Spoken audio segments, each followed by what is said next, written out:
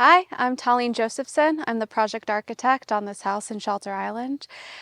Here we are going for a passive house level house, not certified though, and prioritizing healthy natural materials. Everything from the air barrier inside is meant to be a healthy natural material so that we can promote health for both the occupants as well as those who are working on the job site. So right here we have one of two duplicate houses right next to each other on adjacent lots. And the houses were designed to follow all of the Passive House US principles. However, we are not going on certification for these two houses because of a few minor details that make us unfortunately ineligible. However, we are sticking to the air tightness requirements, the level of insulation for roof, walls, and the entire thermal boundary of the house. And we are also focusing on high performance envelope elements, including doors and windows. So we're going to have a look inside of the house at those specific elements today. Both the interior part of the wall and the exterior, which we'll show you in a second, they make up this very important high performance envelope system for our house.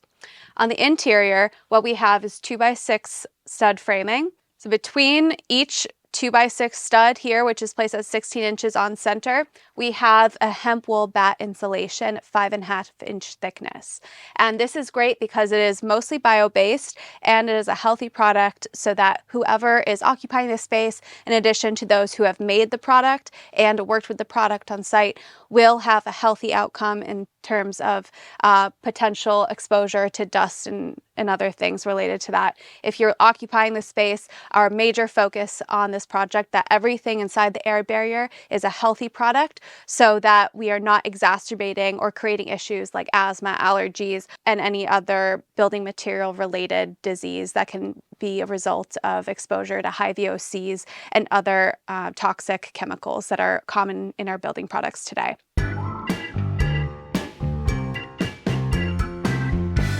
I want to talk a little bit about hemp. I'm really excited about this hemp material because we can get it grown and made in the US. Now, I am not wearing gloves. I'm not wearing a mask, and that's because this is a very healthy material to be around.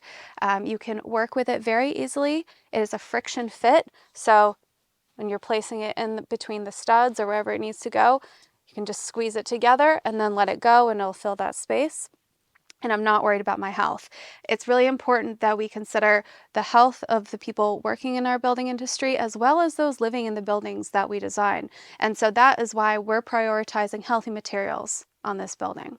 So I feel great about this material. Hemp is really wonderful because not only is it low embodied carbon, doesn't take a lot of energy to grow, it's also sequestering carbon.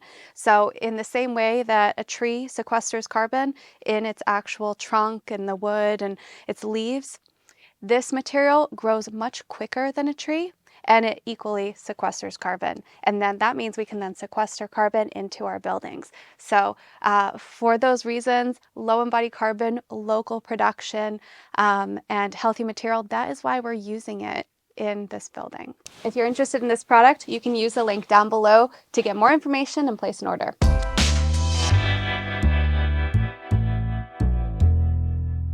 So for our ceiling assembly, we're actually utilizing the same ideas we have on the exterior walls, but on the ceiling we have an 11.5-inch thick TJI system, and that allows us to then have an almost 11.5-inch thick insulation batt between each TJI, and then outside of that, outside of the sheathing layer, then we also have an additional exterior insulation, and we'll take a look at that outside.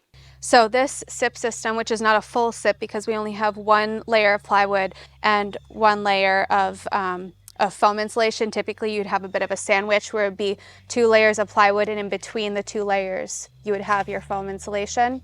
And that, instead of having a separate sheathing on the outside of the exterior wall framing, you would have just the system there. But this actually was less expensive to do. The first do sheathing outside of the studs, then an air barrier, and then put this on top. That was better for our house performance. So that's why we went with this. I had mentioned earlier that we have a very strong preference and philosophy in this project for natural materials.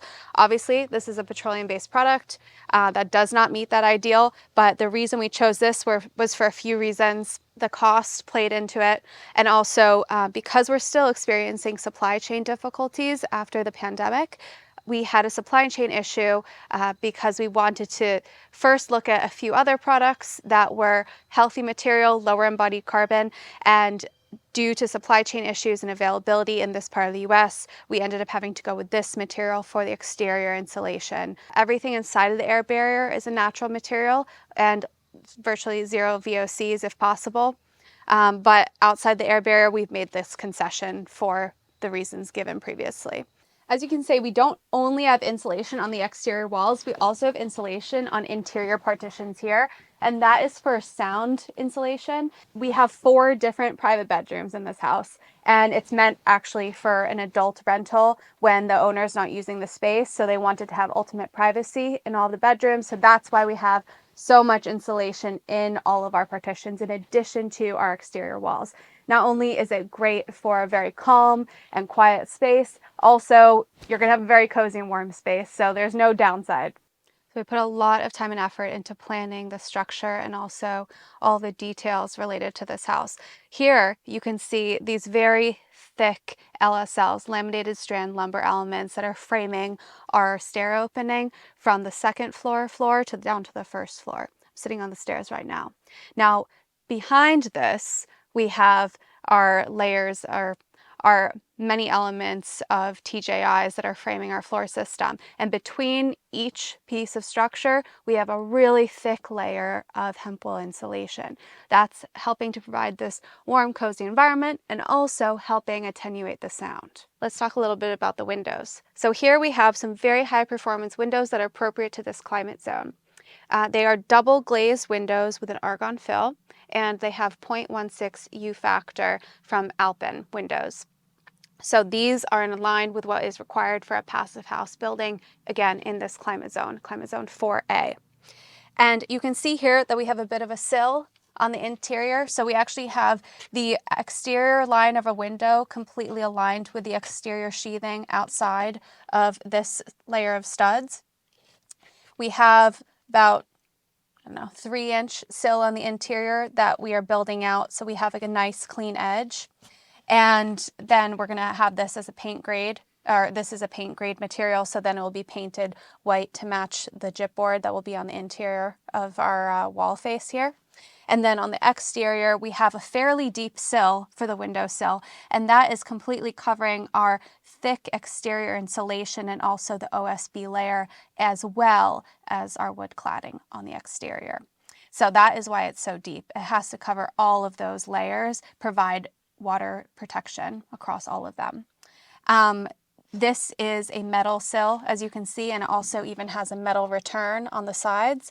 And then outside of that, you can actually see our wood cladding, the cedar wood cladding that's been applied for the majority of the house. This is a perfect example here of the thickness of our wall system, which is about 13-14 inches thick once all of the material assemblies and their thicknesses are added together. From here you can see the roof of the garage and the house next door, and it's the same assembly as we have up in the roof here. So for the roofs, we have, as you know, our interior insulation between our roof rafters. Then on top of that, outside of the sheathing above the roof rafters, we have our SIP panels, which are that 6-inch layer of foam and then an OSB layer attached to it with a glue. Outside of that, we then have our water resistant barrier, and we have attached to that our metal roofing that you can see here. So it's a deep gray metal standing seam roof, and to that we will then attach a system of photovoltaic panels, which the owner is buying outright. This house is fully electrified. There is no oil burning equipment on this house, so it is then supplying everything that we need to run the heating system, the cooling system, and the hot water system to the house. So here you can see we have a pretty thick roof overhang, and it's not just because of structure. We also, don't forget, have our exterior insulation all across, and that's about 5-6 inches thick of exterior insulation. And then the depth of the overhang is about 2 feet from the facade out to the edge of the overhang, and that is because we want to make sure that we're preventing any moisture or from sitting on top of our natural wood cladding. We want to extend the life of that wood cladding and make sure that it is able to, we don't ever have to have any replacement during the life of the building. So outside the wall, we have our cladding. Here you can see the shou sugi ban, which is a burnt larch, and it has a deep larch char, is what it's called, from Pioneer Millworks. The charred cladding is sitting on top of a batten system. Because it's vertical, it's sitting on a horizontal batten that's sitting on top of a vertical batten, as you can see here. Below that, we have our water-resistant barrier, and the water-resistant barrier is covering over our exterior foam insulation with an adhered OSB base. What's great about shou sugi ban is that it has this pre-char on it that's happening inside the factory before it ever gets to site. So the material is both fire resistant and pest resistant. So it's really great in exterior applications, of course, because it does provide that added layer of protection, and it lasts a very long time in regards to standing up to weathering of the material. So we're hoping that this material will be able to stand the entire length of life of the building. On the other side over here, you can see that there's a different kind of cladding. So this is a cedar that's been treated with an oil that is meant to accelerate the weathering process so that we can have a more monotonous weathering of the graying of the cedar here. So it is, I think, a completely bio-based material that's used for the finish on top of it, and it does need to get reapplied over the course of the lifetime of the material. But again, this is another material that has a similar batten system behind it as the shou sugi ban does, and with that really nice amount of ventilation behind it because of that air gap, that will allow this material to withstand weather conditions and wet, cold, thermal expansion, thermal shrinkage, due to changes in temperature and humidity over the course of the lifetime for hopefully as long as the building stands. This is going to be a great material to have on the house, and I can't wait to see how it ages and creates a patina.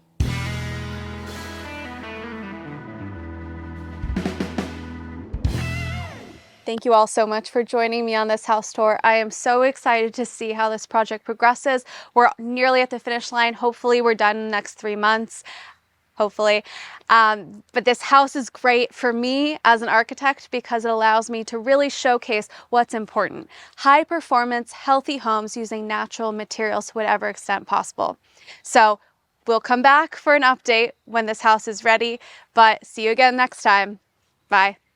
If you like this content, check out the full house tour in the link above and the description below. Like and subscribe.